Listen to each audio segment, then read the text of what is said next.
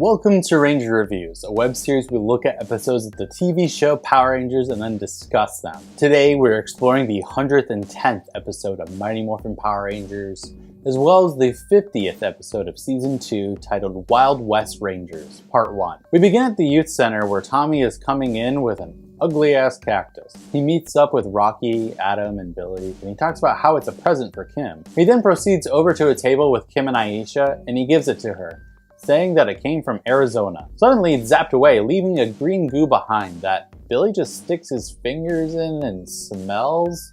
The hell are you doing, Billy? He then collects a sample to take back to the command center, and they all go to teleport out. Well, everyone except for Kim, because she just got sucked into a time warp effect that we haven't seen since like episode 2. They arrive in the command center and Alpha just quickly explains that she fell into a time hole. And it's like a totally common thing apparently. Lord Zed and Rita see what's happened and they have the cactus, turning it into a new monster, Needle Nose. They're planning to send him back in time to stop Angel Grove from ever existing. Sounds like Zed needs a better thing to do on a Tuesday afternoon, like just attack somewhere else. In the command center, the time hole has disappeared and Alpha explains that it's only invisible when it's not in use. What?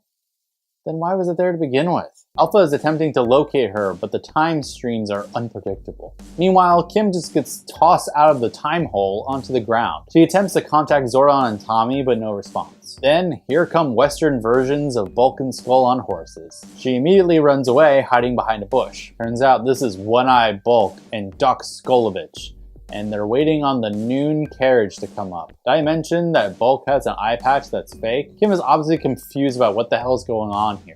They're planning to rob a stagecoach. They point guns at Rocky and Adam in a stagecoach when suddenly, here comes Tommy with a green string around his hat. He's the White Stranger. And they try to shoot him, but bang, flags come out. Okay, they leave. The White Stranger then sees Kim and he comes over, which causes her to pass out onto the ground. Anyways, in the command center, Billy is attempting to find her, and he brings up her image on the viewing globe, but it's not strong enough to carry the signal. Then we see that Kim is passed out in a juice saloon, and she wakes up to past Adam waking her up.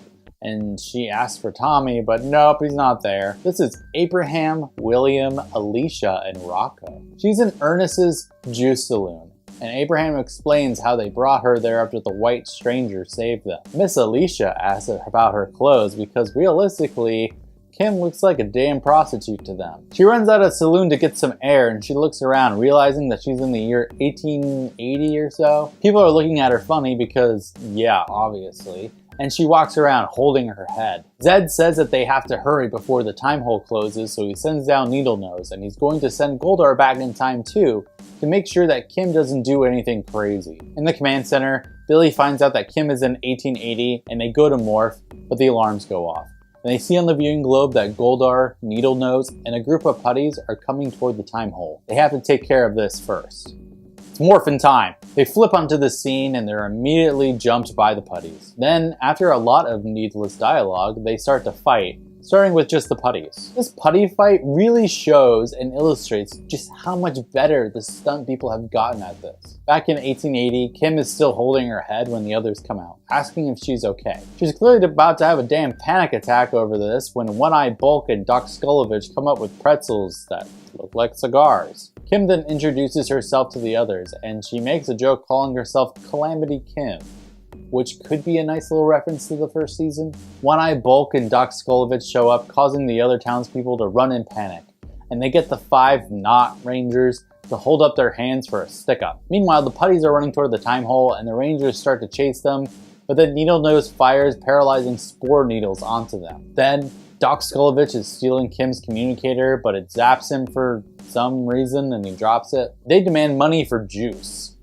and Kim just kicks them before they fall into a trough of water. Rocco and Abraham take them to the jailhouse. William is impressed by her communicator, and Kim says, "We better talk." Oh god. Now we're in the juice saloon, and Kim says, "That's the whole story," but they don't believe her. Then some guy comes in telling everyone to come quick, and there are literally putties wreaking havoc on the town on horses, straight up stealing people's clothes for no reason whatsoever. Imagine being in one of those suits and trying to ride a horse. The 5 Power Rangers in the present are struggling to do anything because they're getting paralyzed. Goldar and Needlenose come into the youth center, jumping into the time hole, and after they go through, the 5 Rangers come up to find out that the time hole is now closed. It's really weird to see these suits on that set. In the command center, Tommy gives up by saying that they blew it and that Kim is trapped in the past. Alpha makes a valid point though. Nothing has changed for them yet, so Kim must have defeated the monster. Zordon then says, "No, I have no evidence to support that." Like, bitch, read a history book. Billy explains that it's a paradox because things won't change for them until they change for her, essentially. That's 100% not what a paradox is. The townspeople in 1800 are still getting attacked by putties when Needlenose and Goldar appear in front of them.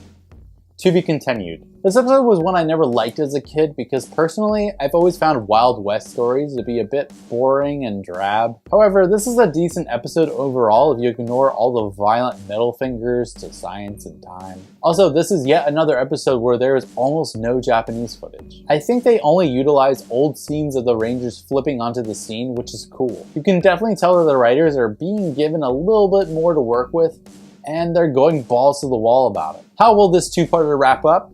Until next time, may the power protect you.